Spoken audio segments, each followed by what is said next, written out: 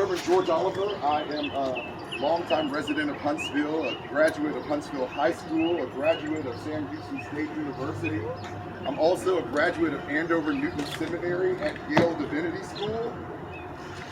So I am glad to be here, an ordained American Baptist pastor and concerned citizen. About 2013, I wrote my first editorial on this subject about this monument at this courthouse.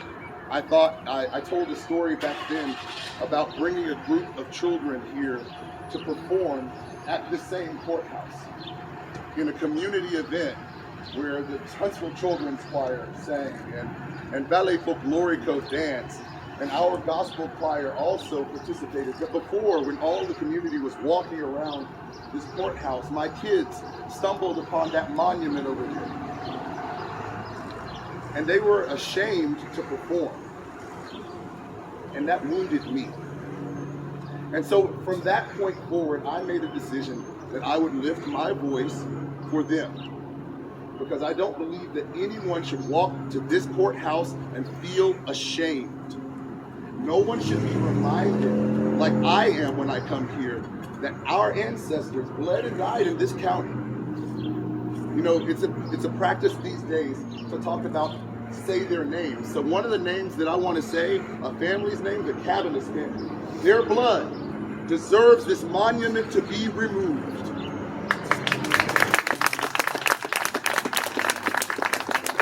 And one of the things that we have said time and again, one of the things that we have said time and again is that for many of us, it really feels like it's been a long time.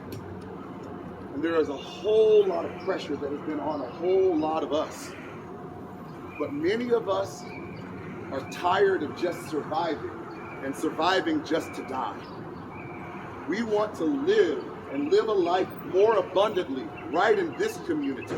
And one of the first things that can be done to help the healing of this community is to remove this monument and to offer an apology to the many people and the many lives that have lost justice in this place.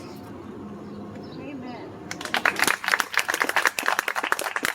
So with that, I want to take the opportunity to say that there are statements that have been presented by several organizations and entities right now to offer a sort of roadmap for how we're going to carry out the rest of this press conference. First, the members of the Sam Houston State University History Department, members of that faculty are here. They have written a statement that we will be passing to the press and to the elected officials, and they want to do a little bit of presentation about some of the context around racism here in this county, in this state, in this region, and talking about some of the ways in which this movement that is to remove some of these monuments and to seek apologia, why this is important toward reconciliation and other things. So at that, I would like to first bring up Dr. Littlejohn.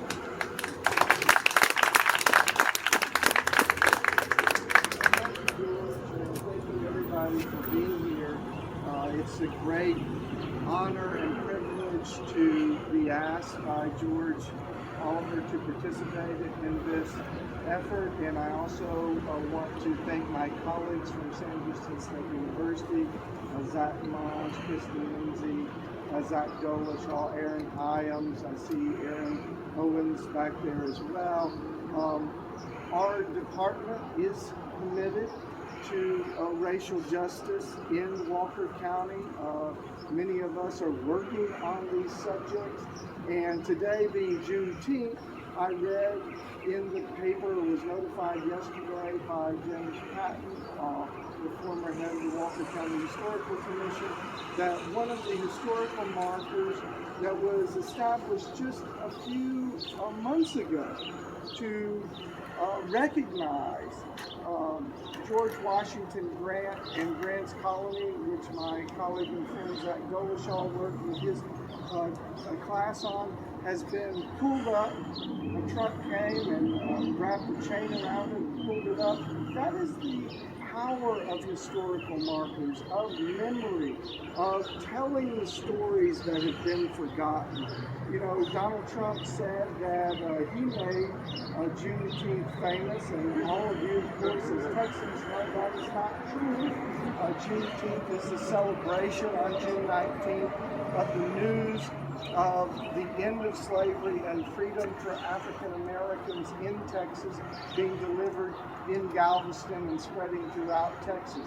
Now, when we talk about Walker County itself, one of the important things, and I want to recognize my colleague who is not here, Bernadette Pruitt, who is one of the authorities, if not the authority, on African American history in Walker County and the greater East Texas region.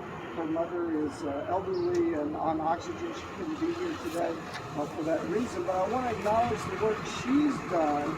And one of the first things she told me when I moved to Walker County was that Walker County, and I don't know how many of you may know this, maybe many of you do, Walker County was a majority black county from 1860 to 1920.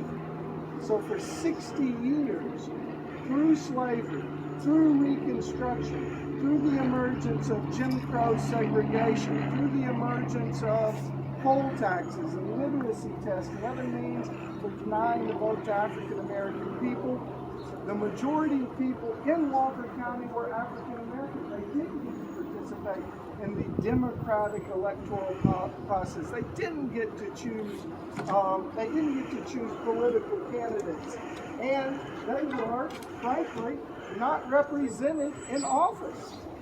In fact, the local, county, and state governments of Texas, as well as the national government, was designed to discriminate against them, and it did carry out discriminatory laws and voting restrictions, okay, and segregate them into areas like the Samuel Walker Houston School, rather than allowing them to go to integrated schools.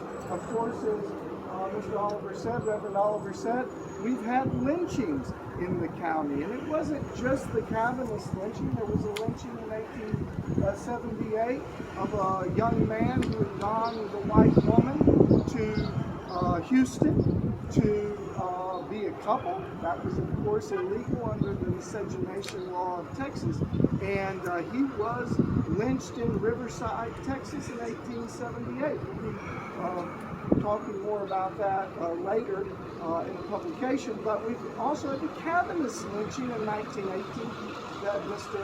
Reverend Oliver mentioned, in which a whole family was killed, and they were not killed by a ragtag mob of people from the grassroots. They were killed by law enforcement officials, including the Walker County Sheriff, the Huntsville Justice of the Peace, the Dodge Justice of the Peace. We've documented these things. So what I'm trying to say in support of this effort to take down a Confederate monument and speak honestly about the racial history of this area is that black people were in the majority, and white people used the courthouse, legal structure, limits on voting, segregation, and violence to discriminate against them and keep them from enjoying the democratic power that they should have had.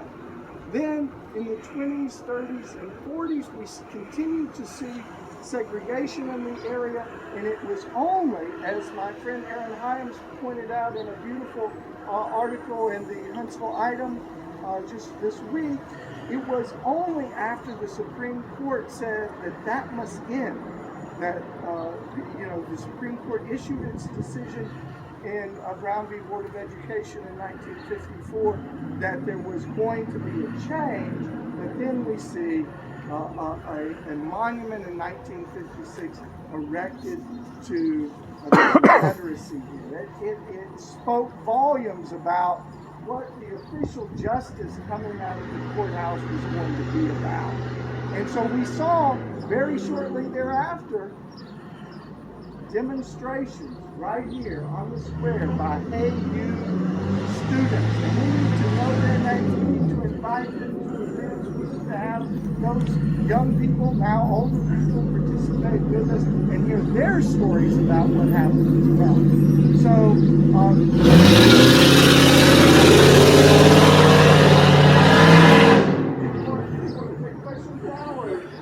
we're going to go. Thank you very much. Okay. Anybody else from the history department speaking? Come on. Many of you read Dr. Himes' piece that was in the item. It was prescient. It was present. And I'm just going to say, there was a person that I had to study when I was in seminary. He wrote a book called Truth and Method. His name is Hans-Georg Gadamer. And he talks about the notion that so many times our history is trapped in relics, trapped in books, but that history must be present if it's to be made effective. And so the goal for all of us today is to make effective history. So here we are now, Dr. Himes. I guess I just wanted to briefly speak to the fact that some of the pushback this movement to remove the monument has received has centered on this idea that somehow we are asking to remove history from the square of this town. And I just want to make clear that as a historian, what I and others are asking, in fact, is that you contend with history. And that when you actually contend with history, that demands removal of this monument. I mean, the actual history that is put there in that slab is a history of reaction and response. First, Brown, the Board of Education, which demanded that separate but equal was not constitutional and not protected within the 14th Amendment. And then, a year later, Brown 2, which demanded that jurisdictions like Walker County desegregate with all diligent speed. It is a year after that court order that a monument to Confederate patriots. And while we are, I think, sympathetic to, debates about remembrance, I would just remind people that there are legitimate sites of Civil War remembrance. They're around this country. They're curated by the federal government. The way that people are represented there on both sides of the war is constantly debated by historians, by public historians. This is not a legitimate site of Civil War remembrance. The courthouse of Walker County. This is a house of public justice, and it makes no sense to have stars and bars in front of a public house of justice.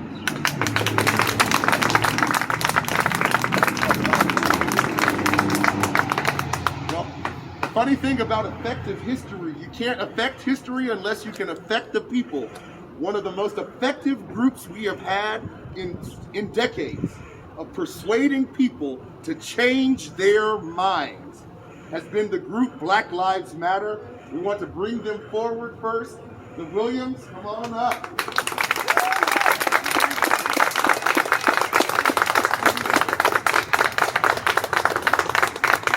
Thank you everyone.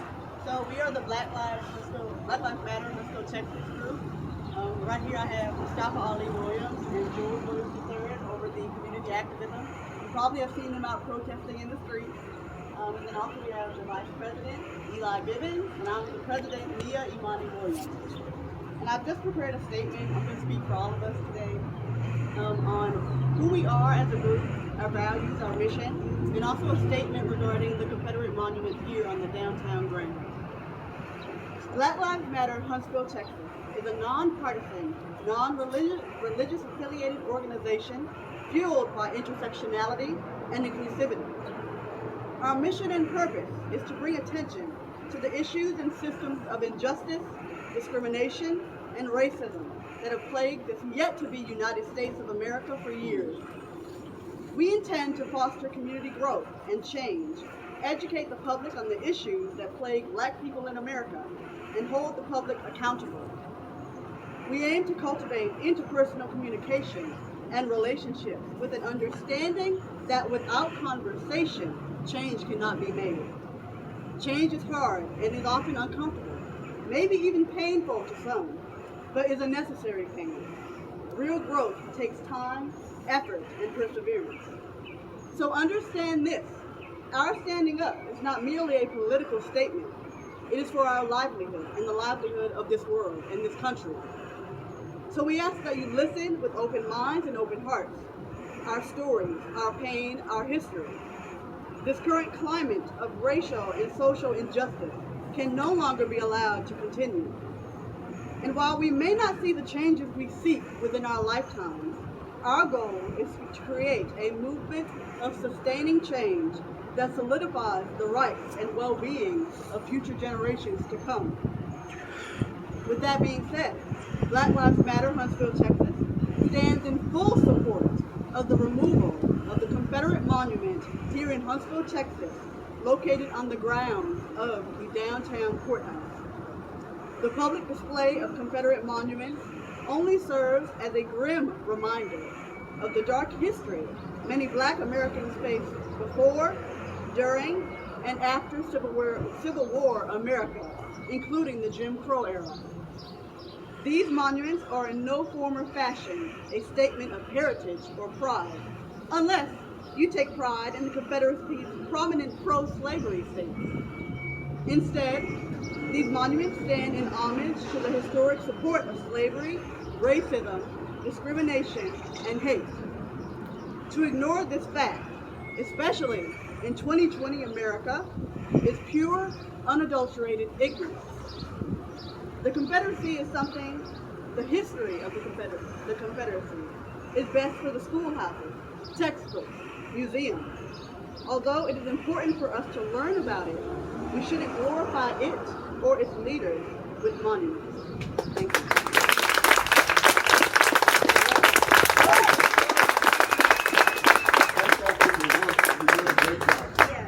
Also, the Black Lives Matter movement is intergenerational. So right now we want to bring up a member of our Black Lives Matter High School edition. So Kathleen, come up with your mom. Share it on the screen. Yay! Hi, my name is Kathleen Williams. I'm 16 years old and I'm a junior at Huntsville High School. And I started the online petition calling for the removal of the Confederate memorial on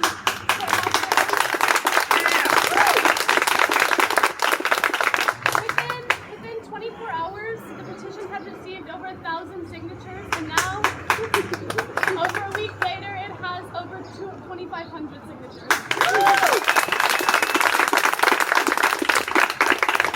I would like to thank everyone who has supported this cause and signed the petition. We hope the removal of this memorial will be symbolic of the positive changes to be brought forth in our communities. Since posting the petition, many people have reached out to me sharing their concerns about the removal of this monument. One of the main concerns is that this is an attempt to erase history. I assure you that you have nothing to worry about. The purpose of placing this monument here was to change the way history was viewed and ensure that the evils of the Confederacy were celebrated by generations to come. History has been erased by questioning the validity of the struggles of Black Americans from the founding of our country to the present day. History is erased in our textbooks. We are taught that the Civil War wasn't really about slavery and that it was more complicated than that. They teach us that it was about states' rights and the economy, when in fact the Confederacy was founded for the sole purpose of states' rights to continue the practice of slavery. In doing this, textbooks have manipulated history to a version that is more palatable to white people to avoid acknowledging the sins of the past in order to work towards a more equitable future. The monument represents the aversion to repairing wrongs in our country, and leaving it up, we continue to ignore the problems Black people have faced in America in the past and in the present. Another common argument I heard is that although what the Confederacy did was wrong, they died for something they believed in, and that should not be disrespected. The issue with that argument is that when you say that you are valuing the lives of murderers, slave owners, and the perpetrators of mass atrocities committed against Black Americans more than the lives of the innocent Black Americans whose lives, freedom, and agency were stripped away from them. In removing this monument, we hope to change our history to a more truthful version than what is told currently. where we admit to the crimes that have been committed in our country and in our county, and to the crimes still being committed today. With the removal of this monument, we as a community will vow to do better to protect the lives and well-being of citizens in our community of marginalized groups. Let this be the start of real change.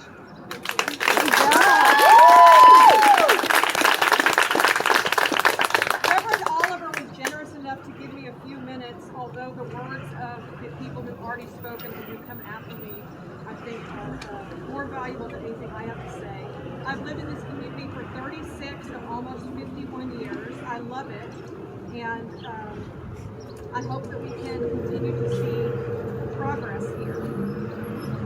I wanted to address with my other daughter, one of my other daughters who's here with me, part of, all due respect, Mr. Brown for the item, part of her letter to addressing the removal of the Confederate Memorial that was edited out as the Huntsville item. And I understand that there were a lot of letters, but there were a lot of longer ones than hers that got over nearly wording it. Or maybe you edited those out too, but we just don't know how really long they were. But when we hear people argue that removing the monument is an attempt to erase history, this is the part of her letter that I want to share with you today. Blacks in America have a variety of daily opportunities to remember history, none of which require walking past the monument downtown. To brainstorm, they can simply research health disparities between racial groups, drive by one of Huntsville's prisons and contemplate the intent behind mass incarceration, apply for a loan at a bank like Wells Fargo in 2008, compare foreclosure rates for whites and blacks across the country, sign their surname, one that has been passed down since a slave owner violently raped their ancestor hundreds of years ago at the bottom of a check, or attempt genealogical research just to find that there are no records of their people. And if none of that does it, they can just wait for tomorrow's headlines when another video of a friend, child, sibling, or parent being murdered by law enforcement will be released and published to the internet.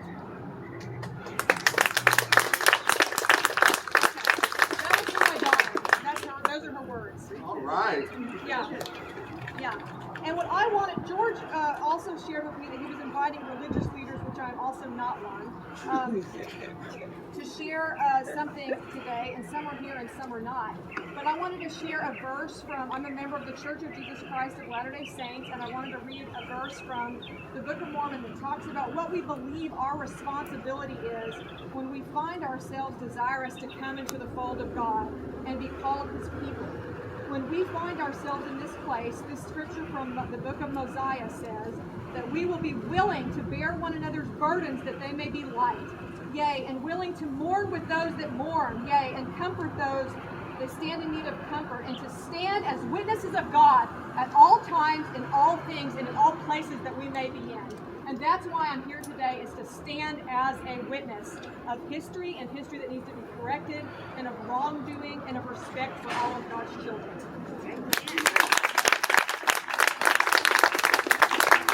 Let me just say, black and white, the Williams family is working Huntsville.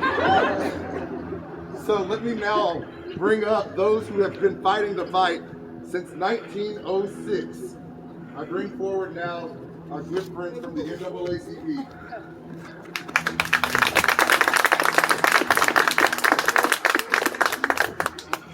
I'm Donnie Harrison. I am the president of the NAACP chapter here.